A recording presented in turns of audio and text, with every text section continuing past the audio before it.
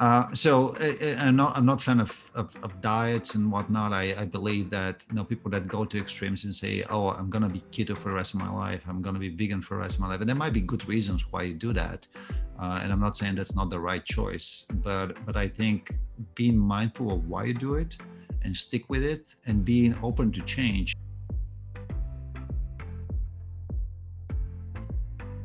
Mindful eating habits will be ultimately to get them with a food full of nutrients that is delivered at the right time, and it's fresh, and it doesn't get wasted, will get us to a place where we as a humanity will have just longer health spans. It is the duty of leaders to lead, of the creative to create, of the daring to do. The free world expects leadership of us. Its fate and our fate depends upon our leadership.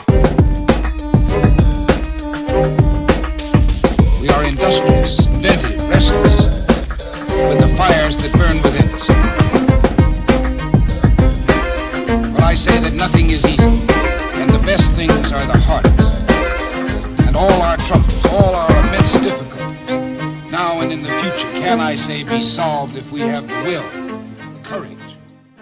To kick things off, I'll have Victor, you kind of give us a little bit of background on your personal journey as a mindful entrepreneur. I think it's really important to start from the very beginning, because I know that you began as an entrepreneur with dealing with a lot of stress and a lot of managing those emotions and managing that balance between being an entrepreneur and being a mindful entrepreneur. So I'd love to hear your personal journey to start. Right. Well, thank you, Anne. So first of all, I didn't start as a mindful entrepreneur. That kind of, got built over time. But the story that you're referring to was that will be probably 11, 12 years ago.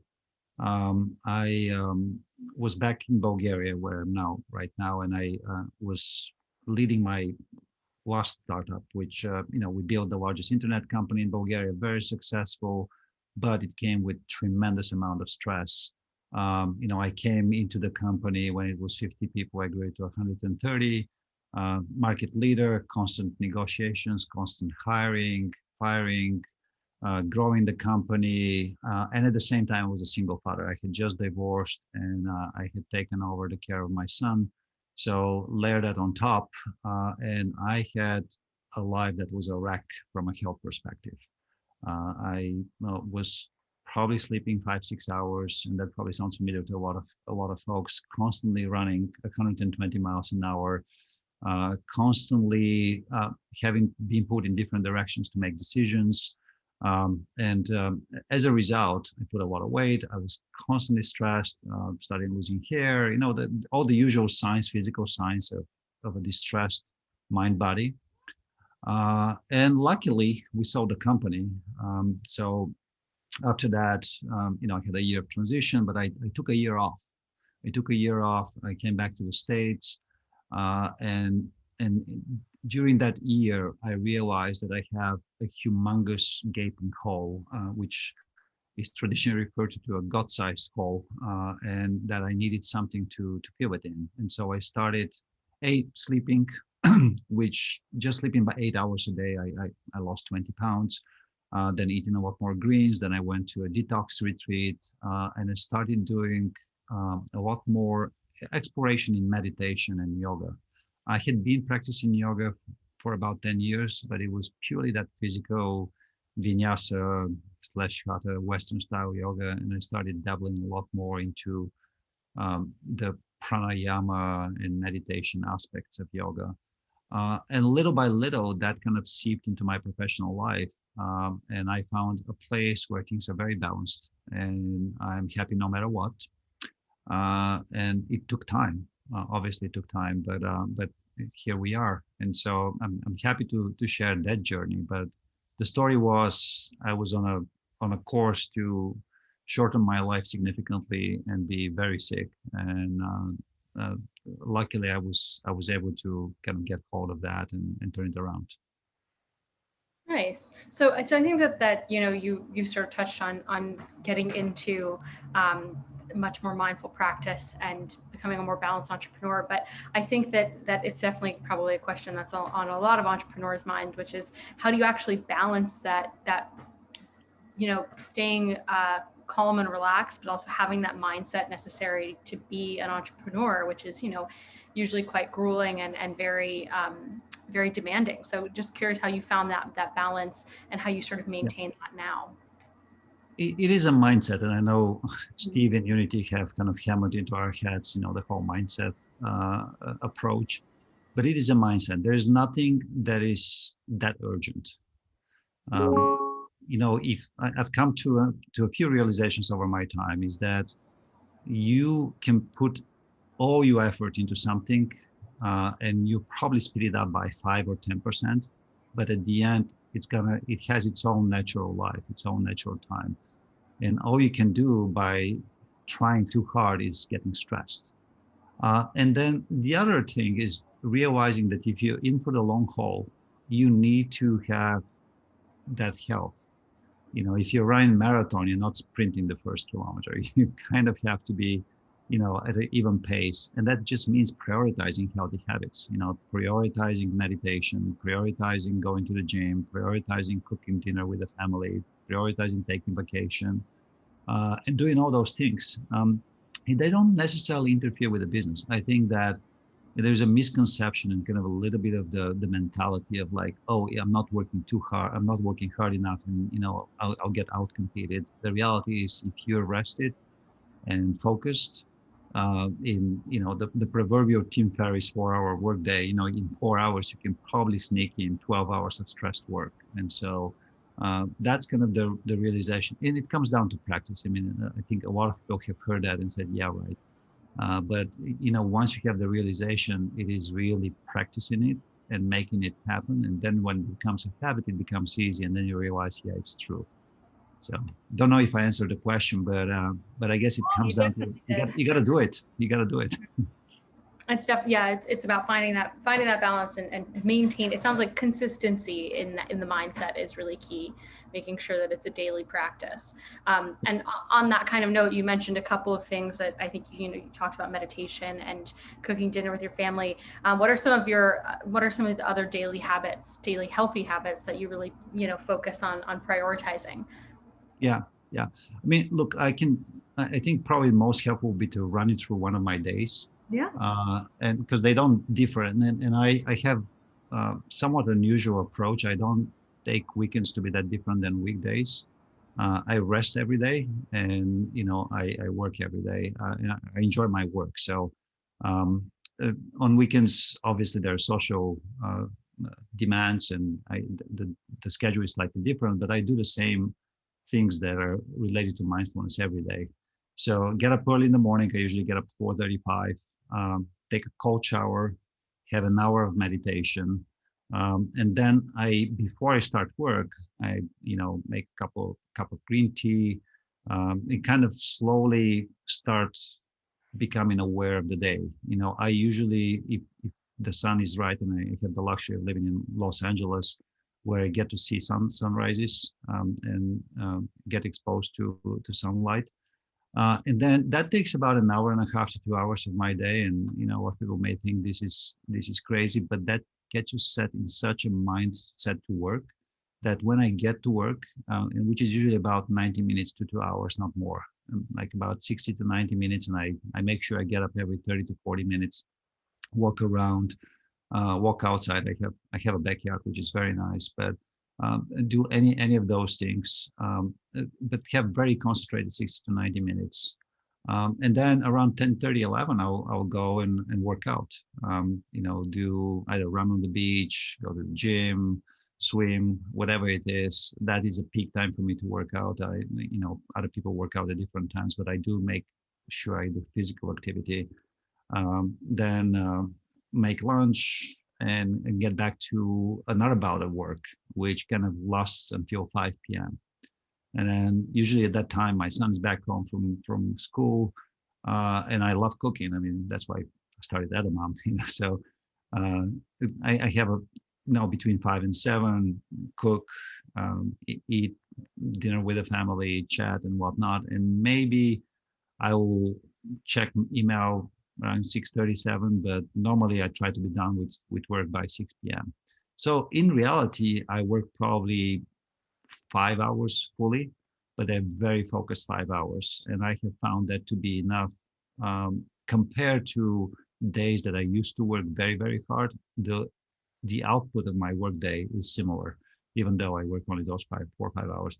So the daily habits, I mean, meditation, working out, um, standing up every hour, eating, lunch and dinner and breakfast, and I do a little bit of intermittent fasting. I leave at least 12 hours, but you can still kind of prepare delicious food, which is, food not just for the body, but for the mind and the soul.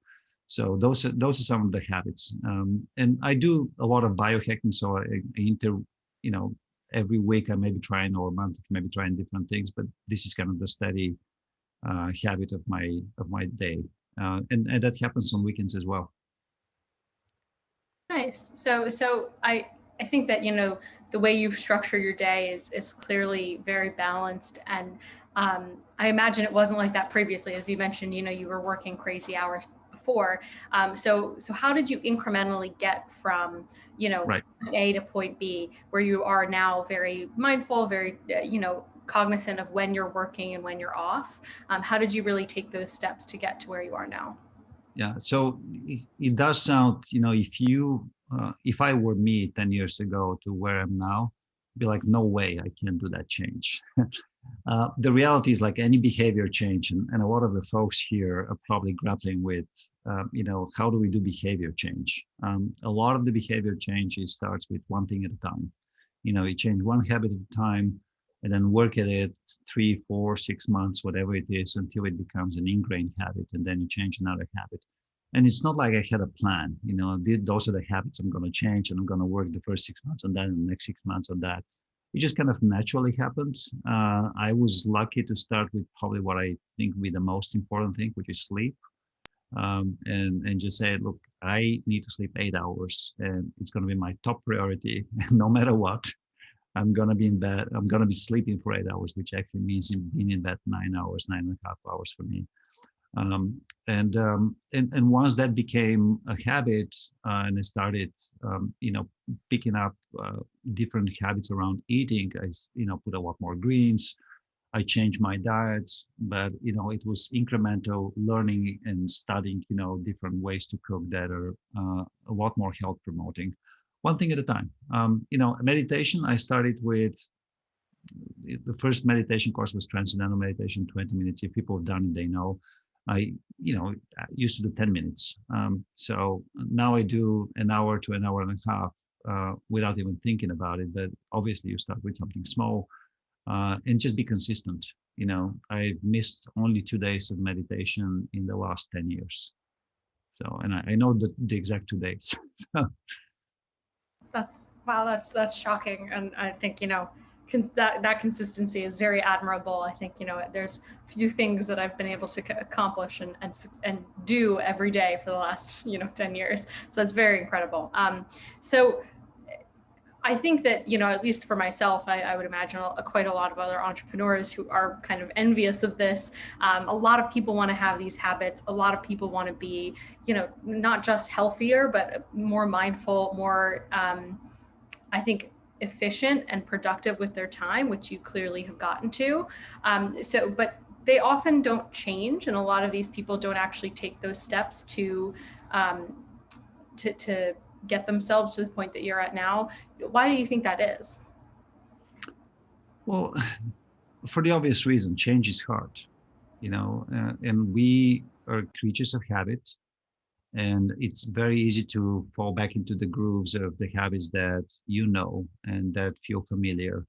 And shifting to a new habit, it requires effort. It requires actual expenditure of energy, which, us being, trying to optimize our metabolic, expenditure of energy and not trying to do any of those things. Any change is very hard to do. And so that's why it is important to do small changes, right? Something that doesn't require that much effort. There is a guy, maybe some of you have read this book called James Clear. He's got something called Atomic Habits, and he's got a very good kind of method of, okay, how do you change your life? What are the small little increments that you can do to change your life? And I think if you have that approach, then it becomes easy. But the basic reason why people don't do it is just changing habits is difficult, you know. Sort of taking a step back and looking a little bit larger at the industry as a whole. I'm curious what you think, looking ahead, where health and nutrition is going in the future, and may that be, personally as well as professionally and within, a professional working working space. What your thoughts are there? Well, that's a very open-ended question. So let me give you my dream, and which I've spoken about quite at length before. But I basically believe that people can live to 120 at the very least, without chronic conditions, without mental illness, without stress, happy, fulfilled lives. And I believe that food is an important element of that. It's lifestyle in general, but food is a very important element of that. And so what I hope will happen, and it's not going to be easy, and it's probably going to take longer than I think. But what I hope would happen is we end up in a place where humanity as a whole has a lot more mindful agricultural practices. So we think about regenerative agriculture, that carbon capture, healthy soil with microorganisms that fuel our food with micronutrients that have been depleted. We have mindful way to distribute food and prepare it in a way that it doesn't get wasted. 30-40% of food currently gets wasted, thrown out by households that don't cook it, by restaurants that don't sell it, by grocery stores. And there are technologies to do that. So, in the kind of the vein of mindfulness, I think there is mindfulness to be brought to that element, and that obviously will help climate as a whole. So I'm not a fan of diets and whatnot. I believe that people that go to extremes and say, oh, I'm going to be keto for the rest of my life, I'm going to be vegan for the rest of my life, and there might be good reasons why you do that.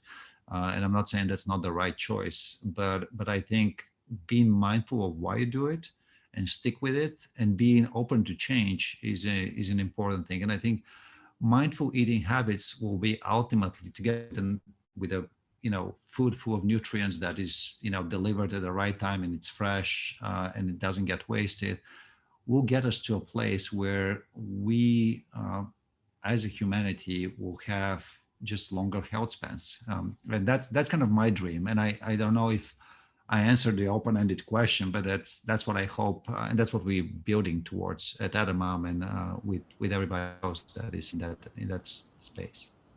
Yeah, that's phenomenal. I think I know recently there've been quite a few new companies popping up that are focused on eliminating food waste, and so it's definitely sort of, you see things moving in that direction. Hopefully, it'll be at a faster pace and get there on the timeline that you outlined, but. Hopefully. Yeah, unless we boil ourselves before that, but that is, I think we're kind of in that race that we got to get to being, change consciousness of humanity at large scale. So, because otherwise we'll, and I don't like to pontificate, but all the evidence is that the way the temperatures are rising, we might end up with a significant amount of humanity being really badly impacted. So hopefully that will come sooner rather than later. Fingers crossed. I'm definitely on your side on that one. I think it's a huge, important issue, and our healthcare is massively going to be affected by that as well. So it's all kind of intertwined. You can't really have one aspect of the world, the climate, fail and then expect everything else to maintain. So definitely see that perspective. So kind of bringing it back to sort of Edamam and your personal leadership style, curious, how do you take the healthy habits that you've established and sort of work that into your leadership style? And then additionally, how that sort of reflects in how you care for your employees? So there are a couple aspects. I don't make anyone do anything they don't want to do. So that's one thing. And work with the employees is working with, and I don't even like the classification of employer and employees. I think it's necessary for tax purposes and payroll and so on and so forth. But the reality is, we truly a company, try and solve problems, um, and so that is the ethos when we come to the workday. Now, obviously, I want to be mindful of the personal lives of my employees. And so I know them all by name. I know their wives, I know their kids, I know where they go on vacation, I know what they do. And it's almost like treating them like friends. And in reality, they are friends, except, we are friends that are trying to solve a problem, specific problem with technology. And so that is kind of the approach I brought towards everyone in the company. And we come together. We had one of our engineers got really sick with COVID, and we kind of gathered all our resources trying to figure out, how to get transportation to him, how to get him in the hospital, how to get everything done. That was a teamwork, and we just kind of because we care about one another. And I think that's kind of the ethos that was built into the company, and I really enjoy because ultimately, if we don't have um, beautiful human relationships, everything that we do is kind of feels hypocritical. We're trying to help other folks, but we're not being nice to each other. We're not being kind to each other. So um, that is in day-to-day practice. That means, just really asking them personal questions. Are you okay? What's going on with your life? And then once you ask it enough, people start being a lot more open and just say, look, today I'm not feeling well, or I got in a quarrel with my kid and I need to take the day off just to, blow off some steam and whatnot. It's completely understandable. So, and that's kind of the ethos, and that's the, I guess, what you might call mindful approach to managing employees. And also, if I had to let go people because I had to, not for financial reasons, not because they didn't do their jobs and whatnot, but you do it in a way that you explain kindly, you give them enough time to find a new place, support them in finding a new job and whatnot. And the two employees that I had to let go at some point because we pivoted the company and I don't need the service anymore and whatnot, we're still very good friends. We go out, we have wines, we have drinks, all that stuff. So. I love to hear that.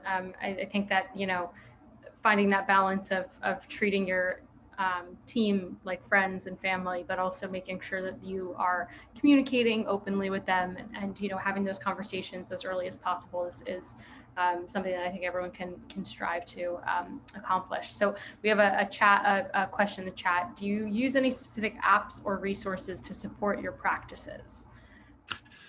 The direct answer is no, and it's because over time I have accumulated a lot of different techniques and resources, and I don't feel I need the helper wheels or the crutches to move forward. I think apps are great if you're starting off in a particular direction and you want to practice breath work, or you want to get into hypnosis, or you want to do meditation, and so on and so forth. That's great. I think one thing that I've kept constant is being voracious about learning new things.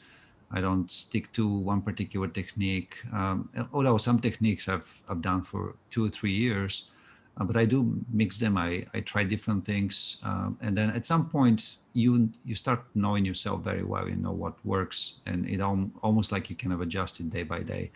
That being said, if you're looking for apps, a couple of apps that I can recommend is Waking Up by Sam Harris. Yes, Waking Up app by Sam Harris. And it's not only that he leads kind of a basic introductory course to meditation, but he invites a lot of folks that have different approaches, like from koan to the headless way to open awareness and so on and so forth. So you get to learn from the best experts in every area, meditation technique. So I would recommend that app for meditation. I think tracking your sleep is a very important thing. I do it with an Aura Ring. So that's an app I use actually. I would recommend the Aura Ring, but you can do just basic, when I go to bed, when I wake up, journal or something of that sort. There's apps that track based on your breathing patterns and so on and so forth. So I would recommend one of those.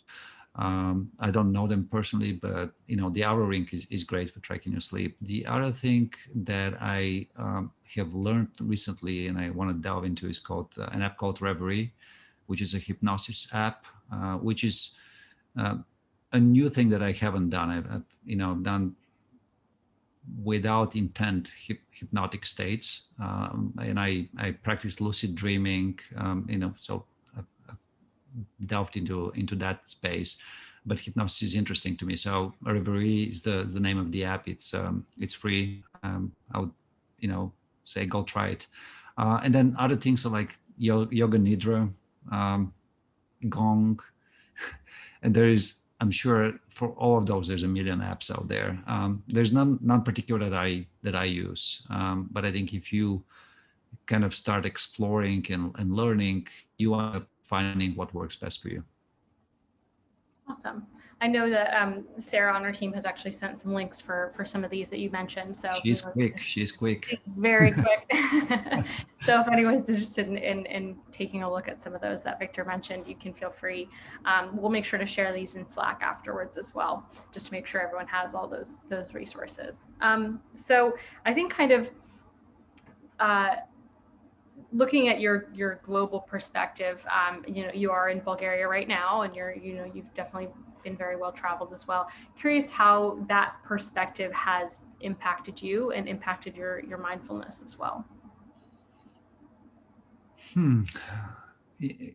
Interesting question. So if you asked that question of me 10 years ago, I probably would have said, well, it's edit a lot, because I've been in so many cultures, I've done deals in so many cultures. There was a previous job that I did, corporate job, where I had to deal and actually sign deals in 40 different cultures, from China to Brazil to Germany to South Africa and whatnot, and that felt like a very important thing that I've added in my kind of instrumentarium, but looking at it now, I just see that as an ego trip. Okay, well, I've done a bunch of things, but have I really added anything that makes me grow as a person and be helpful to other folks? Because ultimately, that's, to me, life comes down to two things: being present at every moment fully, and then being helpful to other folks. And so I've come to realization over the last 10 years through the practices that I've done, that you don't need to go anywhere to be everywhere. Really, your internal world is as big and even bigger sometimes than the external world, than all the universe that we see. And so you can explore without going anywhere. So to some extent, it's kind of great. I've traveled. I have all those experiences, but you come back to the realization, well, it's one earth, everybody is the same person anyway, and if you treat everyone the same way and hopefully try to help everyone everywhere, things are going to work out. And that's kind of my attitude now. Open to change. I don't know what's going to happen, but that's kind of my attitude now. So. Open to change. I like that. I think there's a massive I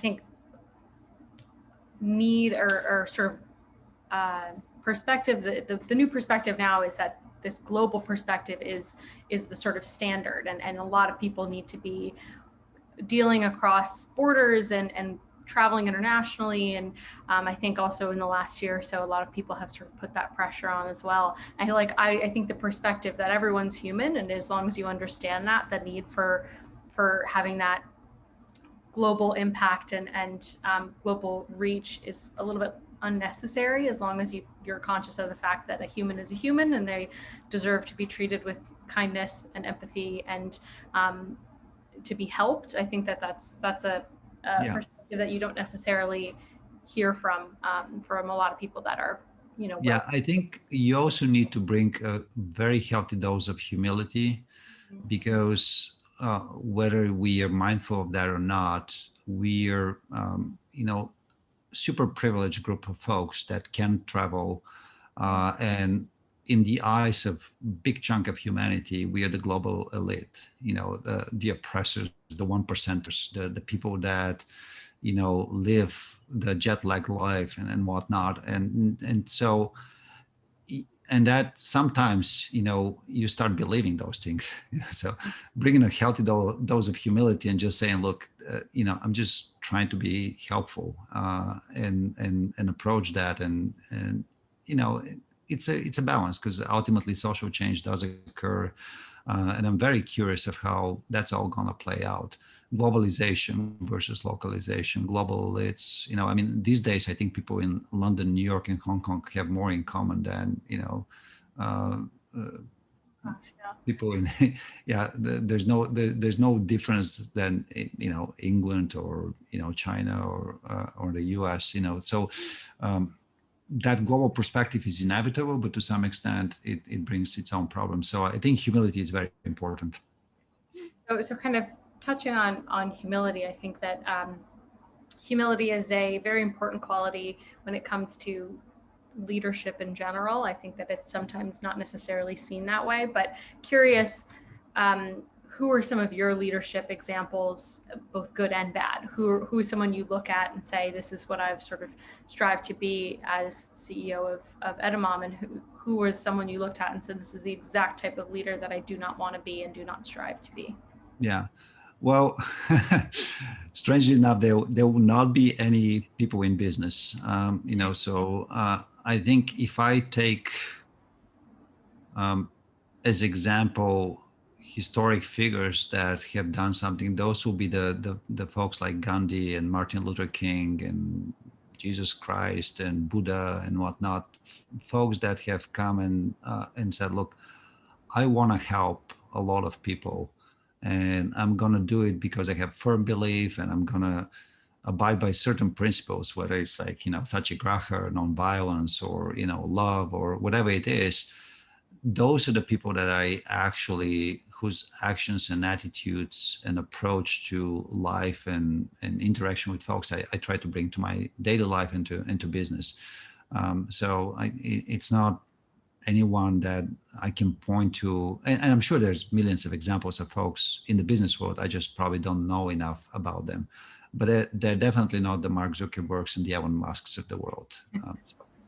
I had a feeling those names might come up as a no. They definitely have a very specific. They're phenomenal people, and I do admire them. For their vision, for their ability to execute, for the change that they're making. But the approach they have is not the approach I value personally in my life. And ultimately, it comes down to, where you find meaning and where you find happiness. So that's very, very good. Yeah, they definitely seem to have slightly different priorities when it comes to their businesses and their personal lives and their companies. I don't know them. Yeah. The principle of, for all I know, Elon Musk can be, Mother Teresa. I just don't know it. Who knows? We'll never know. Maybe one day, if any of us meets, we can report back and let everyone know. So looking at the sort of healthy habits you've established, are there any healthy habits that you sort of experimented with that maybe you didn't necessarily felt like were a fit for your lifestyle? And then what's the process of experimenting with these new habits, and how would you maybe encourage your fellow entrepreneurs to get started in experimenting with new healthy habits?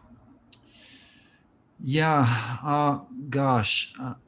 There's a lot that didn't make it, and simply because there's only so many things you can do in life, and ultimately I don't believe in too many things that complicate.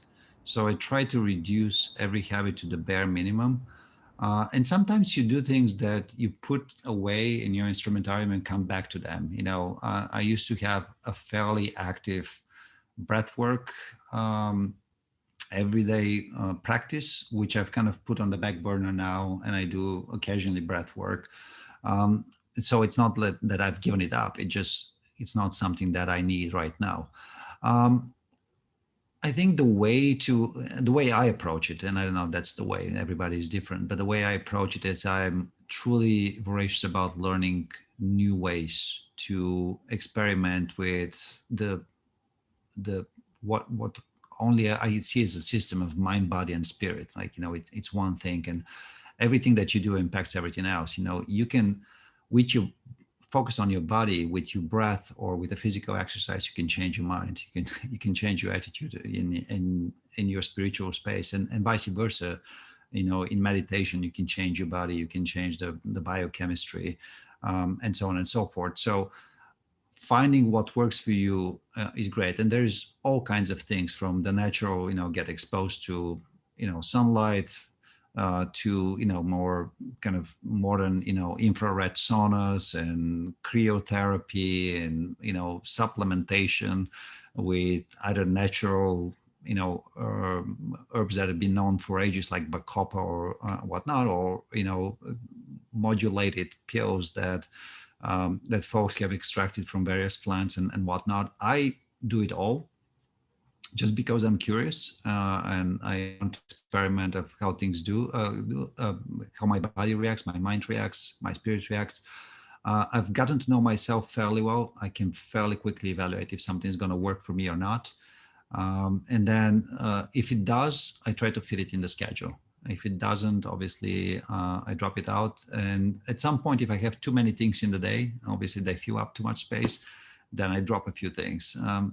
But I went through my day. The non-negotiables are meditation, exercise, sunlight, 8 hours of sleep. So. Definitely. I think over COVID, I think there was a huge change in people's mental health and mindset, because I think quite a few of those very important ones, exercise and sunlight, were cut out. A lot of people didn't get outside. I mean, I can say that from a New York perspective, didn't really leave the house for a couple days on end, which is very, I think, detrimental. And I think that, the fact that you've gotten to the practice of being conscious of that is really incredible. I think a lot of people take for granted that they need to be outside, they need to be exercising, and they need to be taking care of themselves. And I think that when you think about it and you take that proactive stance of, checking yourself and making sure to stay on top of your own needs is going to make that big change. Yeah, but part of mindfulness is being present, and being present is being aware of where you are and how do you feel. And I have fine-tuned that to the extent that if something is bothering me, if it's very slight, I immediately notice it and try to find the cause. And it usually is some kind of a fear or desire, and that in Buddhism, that those are the two things that kind of lead you to get attached to the material world. But and you have a practice to just kind of let it go. But that's mindfulness, that's being present and just kind of knowing yourself. And that's not something that it just comes with practice. Yeah. You just have to do it, and do it, and then fail and fail and fail and fail and fail. And I fail at it hundreds of times every day. But the times that I actually notice something and change it, that's great, that it works. And so that keeps you in that centered space of not too excited, not too upset, and kind of being non-attached and really present and happy. I mean, there's no other word for it. It's joy and happiness, of just being.